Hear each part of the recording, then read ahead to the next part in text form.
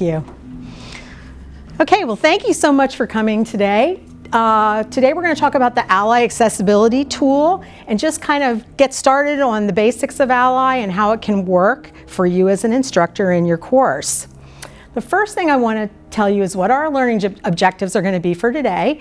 The first one is to understand WCAG, and Sherry always does this in her accessibility workshop where she says, if there's one thing I want you to leave with, it's that term, WCAG, and we're going to get into that. And the principles of accessibility.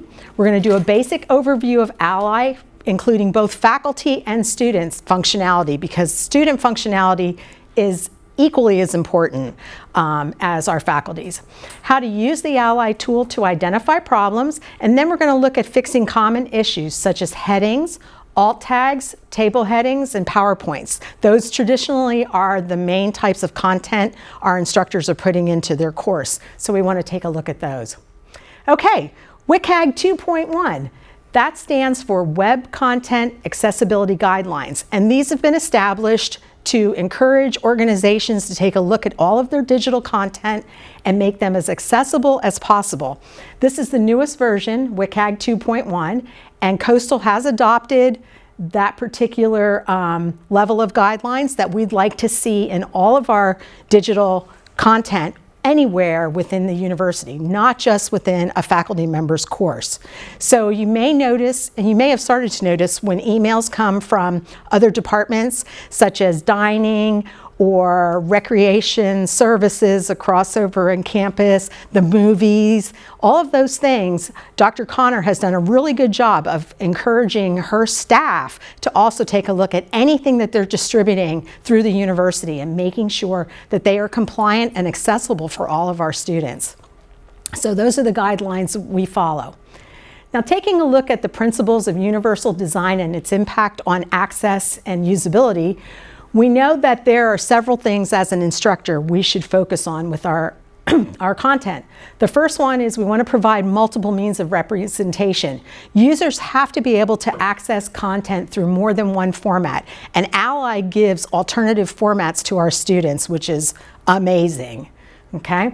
We also want to give them multiple means of action and expression, allow them to complete assignments in different ways than the traditional just uploading or creating a Word document.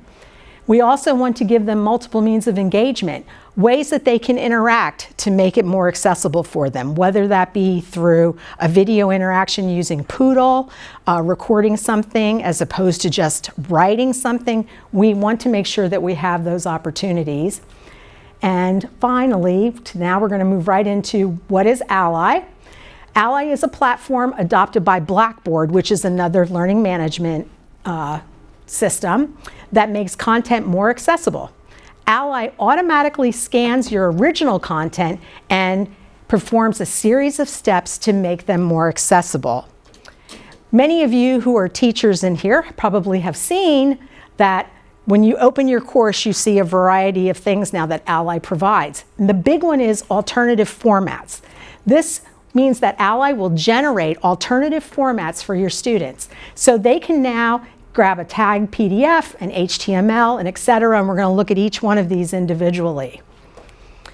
Some of the advantages are, obviously, it improves structure for navigation. It's easier for screen readers if the content is changed into different formats. Students can customize their text to fit their mobile devices, which is really cool because they live on their mobile devices. It can be customized through annotating and note-taking through their ebooks and on tablets. They're able to read more quickly and they can learn on the go. Ally gives them all these opportunities through the alternative formats to do so. So when a student opens their course, they are starting to see this little A with a download arrow. Once they click on that A, they have the option for alternative formats.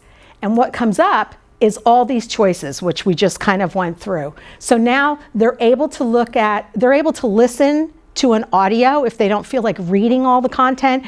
We find that so many people spend a bulk of their time in the car. What a great way to listen to your homework as opposed to having to read it all.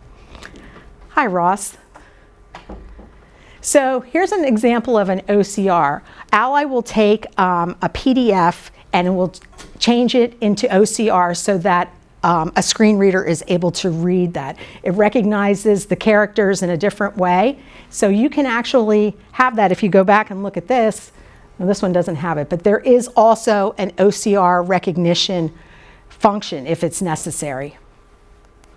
This is what it would look like when we want to change to the HTML format so students can open it onto their device, such as a cell phone, so they're not having to reduce the size manually. It'll do it for them. This is annotating. That's a function that's in through the ePublication where they can highlight certain areas and make note of it. This is for Braille, which I think is really cool. I wish I had a Braille reader just so I could try it, but it is really kind of cool that Ally will give our students with visual impairments the opportunity to view their course content through Braille. And then we have audio. Currently, you can download a variety of different, there's different translations, and we'll see that on the next slide.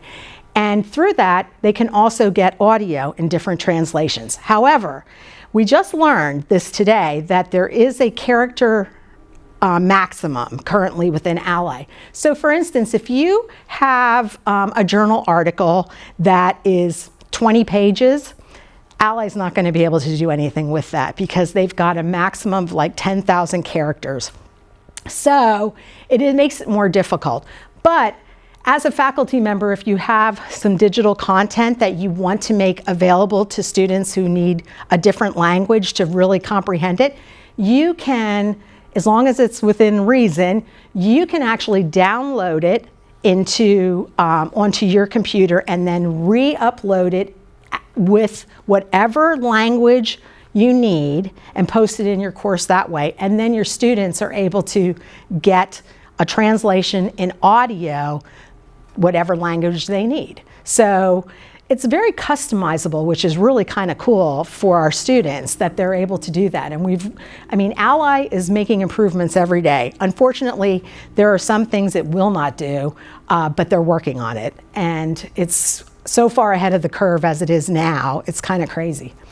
And then translation. The machine will actually translate into 50 different languages are available through Ally.